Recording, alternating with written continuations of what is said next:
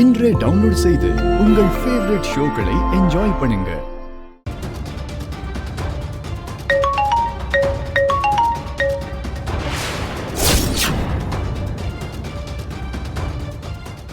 மித்ரா, நீ டூ மச்சா பண்ணிட்டு இருக்க. என் பிடிவாதத்தை பத்தி என் கோபத்தை பத்தி எல்லாம் தெரிஞ்சிருந்தோம் ஏன் போனையே கட் பண்றல? சரி விடுங்க, நீ நடந்தது ஏதோ நடந்துருச்சு. வாங்க உள்ள போலாம். நான் வாசப்படிக்கு வெளியில தான் இருக்கணும்னு அத்தை ஏற்கனவே சொல்லிட்டாங்க. அத மதிக்க வேண்டியது என்னோட கடமை. என்னால உள்ள வர முடியாது விவேக். அரவிந்தாவோட கோவம் எரிமலை மாதிரி உனக்கு தெரிஞ்சாலும் அவளும் உள்ளுக்குள்ள ரொம்ப வருத்தப்பட்டு இருப்பா லட்சுமி. அதெல்லாம் நீ பெருசா எடுத்துக்காத. நான் தான் சொல்றேன்ல, நீ உள்ள வாமா. இல்ல பாட்டி, டெண்டர் கேன்சல் ஆகுறதுக்கு காரணமா இருந்து நான் அத்தையை ரொம்பவே கஷ்டப்படுத்தியிருக்கேன். காரணம் என்னன்னு அவங்க கேட்ட கேள்விக்கு பதில் சொல்லாம அவங்களுக்கு கோபத்தை அதிகமாக்கிட்டேன். அவங்க வருத்தத்துக்கும் கோபத்துக்கும் நான் தான் காரணமா இருக்கிறதால எனக்கு இந்த தண்டனை கொடுத்திருக்காங்க.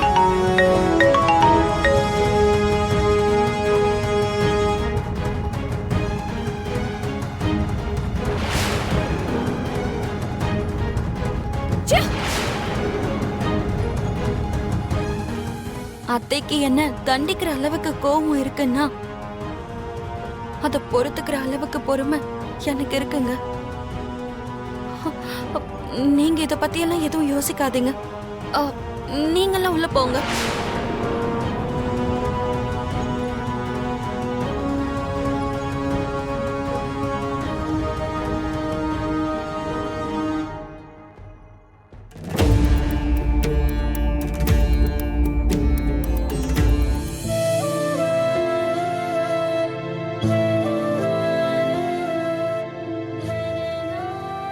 சுதீர் மேடம், எல்லாம் ரெடியா?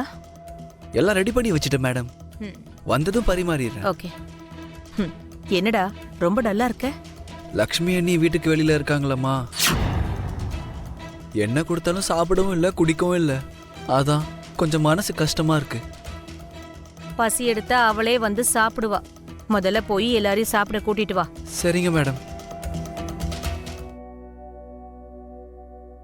பாட்டிமா, டின்னருக்கு எல்லாம் ரெடி பண்ணி வச்சிட்டேன், வாங்க. எனக்கு இப்ப பசி இல்லடா. சார், நீங்க விவேக் அண்ணா, நீங்களாவது வாங்க. எனக்கும் இப்போ பசிக்கலடா. பாட்டி, நீங்க ஏன் பசிக்கலன்னு சொல்றீங்கன்னு எனக்கு நல்லா புரியுது. தயவு செஞ்சு எனக்காக யோசிக்காதீங்க. நீங்க சாப்பிட்டுட்டு முதல்ல டேப்லெட் போடணும். அந்த விஷயத்த நீங்க மறக்கறீங்க. போய் சாப்பிடுங்க. நீ இப்படி சாப்பிடாம குடிக்காம இருக்கும்போது என்ன மட்டும் போய் சந்தோஷமா சாப்பிட்டு வாங்கன்னு சொல்றியா? நீங்க டைம்க்கு சரியா மாத்திரை போட்டுக்கலன்னா அப்புறம் உங்களுக்கு உடம்பு முடியாம போயிடும். நீ என்ன வேணாலும் சொல்லிக்க லட்சுமி. நீ சாப்பிடுற வரைக்கும் நாங்க சாப்பிட மாட்டோம்.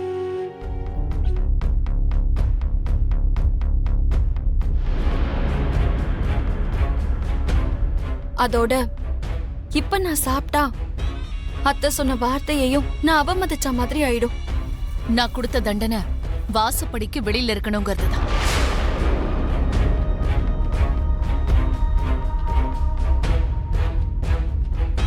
சாப்பிடக்கூடாதுங்கிறது கிடையாது, பட்னியோட இருக்கணும்னு சொல்லல. எதுவா இருந்தா என்ன அத்தை? உங்களுக்கு கோபம் வந்திருக்கு. அந்த கோபத்தை நான் பொறுத்துக்கிறேன். நீங்க எனக்கு ஒரு தண்டனை கொடுத்திருக்கீங்க, அத நான் சந்தோஷமா ஏத்துக்கிறேன். என் வார்த்தை மேல அவ்வளவு மதிப்பு வச்சிருக்கனா வாயை திறந்து நீ உண்மையை சொல்லலாம்ல. காரணம் என்னன்னு நடந்ததை நீ சொல்ல வேண்டியதானே?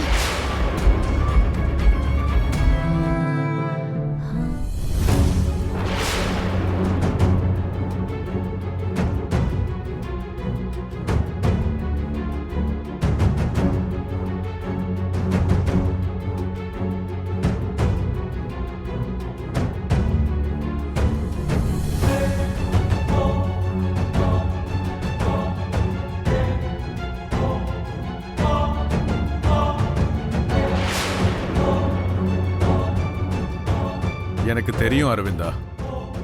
லக்ஷ்மிக்கு தண்டனையை கொடுத்துட்டு உள்ளுக்குள்ள நீயும் அதுக்காக வருத்தப்படுறன்னு தெரியும். அவளை வேதனைப்படுத்திட்டு நீயும் உள்ளுக்குள்ள வேதனைப்பட்டுட்டு தான் இருக்க. இதெல்லாம் எதுக்கு? அவளையும் வீட்டுக்குள்ள வர சொல்ல வேண்டியது தானே?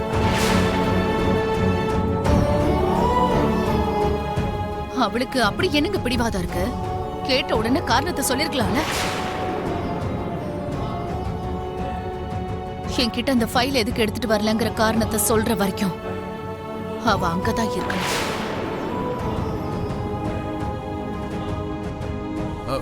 அரவிந்தா,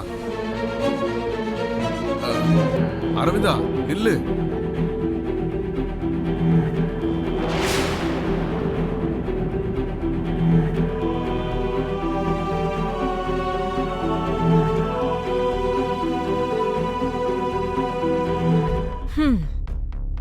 லக்ஷ்மி தப்பு செஞ்சதுனால தண்டனையை அனுபவிச்சுட்டு இருக்கா. நடுவுல இவங்க எதுக்கு ஓவரா ஃபீல் பண்ணிட்டு இருக்காங்க? தேவையில்லாம இவங்களாம் எதுக்கு பட்டினி இருக்காங்களோ?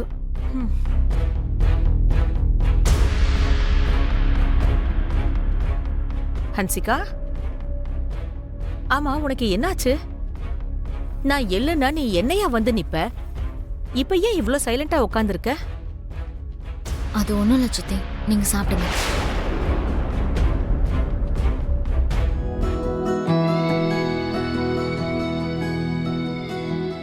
என்ன அப்படி பாக்குற?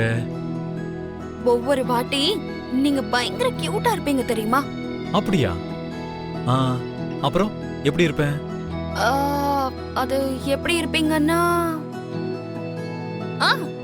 அப்பப்போ எங்க பண்டி மாதிரியே இருப்பீங்க. பண்டியா?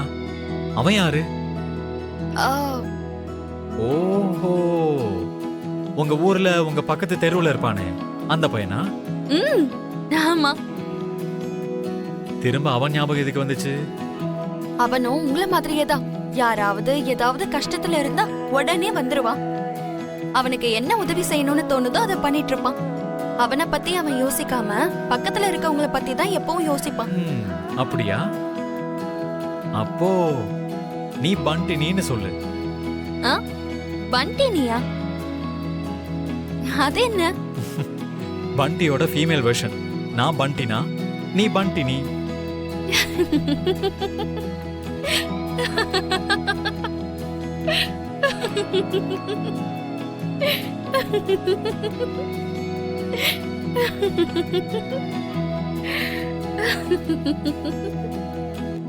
என்ன அப்படி பாக்குறீங்க? நீ இப்படி சிரிக்கும்போது ரொம்ப அழகா இருப்ப.